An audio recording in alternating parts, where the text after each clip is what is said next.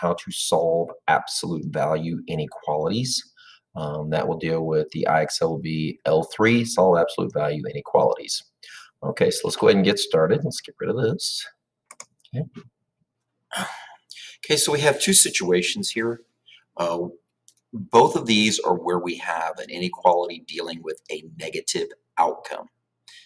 We have everything on the left side inside of the absolute value, and then on the right side there's a negative number. Well, we remember from equations that that can't be equal to -5. There's nothing that is -5 away from 0.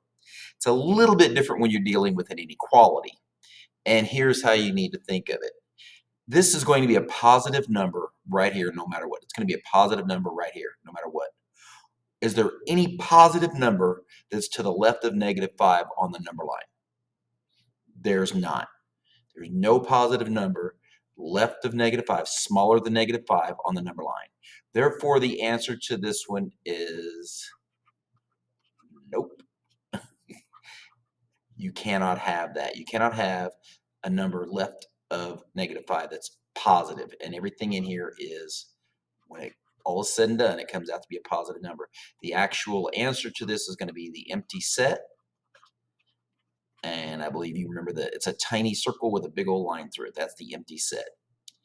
Now this other one down here is a little bit different, because if everything in here is positive, well, any positive number is bigger than -5. So it doesn't matter what happens that we get in here, because all positive numbers are to the right of -5 on the number line. So this one would actually be a little bit different. If everything on the left side is inside of the absolute value bars and we're having an inequality with a negative on the number that's an outcome, that's going to be all real numbers. Okay, now the first thing I want you to do, we're going to look at our first example. I want you to go ahead and write this down in your notes, and then we'll work on it. First question, is everything inside of the absolute value symbol? The answer, yes, on this one. Is this a non-negative number? Why didn't I say positive? Because it could be 0. You can be 0 away from 0.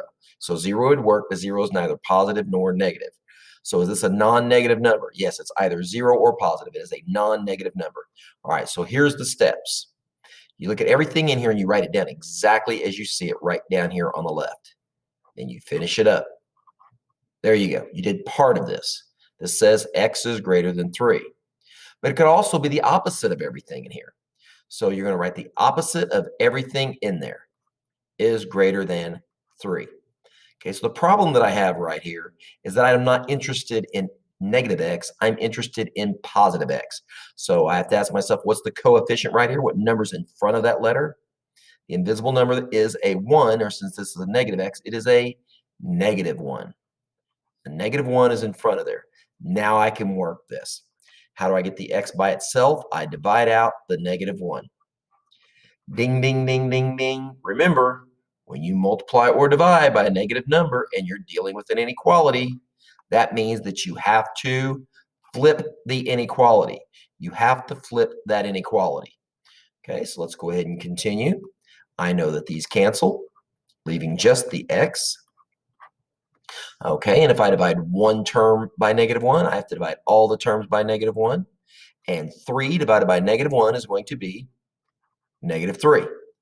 Okay, so now that the question that I ask myself that I have, now that I have letter something number, letter something number, I have to ask myself, can you be bigger than 3 and smaller than -3? Yes, you can be to the right of, or no, you cannot. You cannot be to the right of 3 on the number line and to the left of -3. You cannot. Therefore, this is an or. This is an or. All right. Now, which number is smaller? The -3 is smaller, so that goes on the left. And it does say x is right, less than -3, so I have to write x is less than -3. And so on the right, I have x is greater than 3. And that is the answer to our very first example.